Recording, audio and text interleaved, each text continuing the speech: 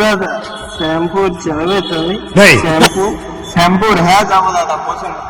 কত টাকা লাগবে দাদা? আপনি একজন তো 200 টাকায় হয়ে যাবে। আর টাকাটা কি ঘরে কি করে ভালো পোকা চোখে পাল্লাই করুন তো। চাকা না ঘুরলে গাড়ি কি আপনি আপনি যাবে?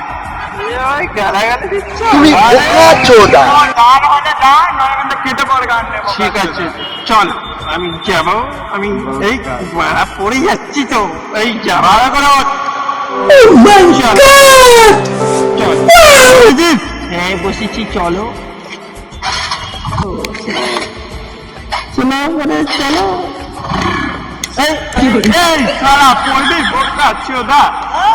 কি বলছো তুমি?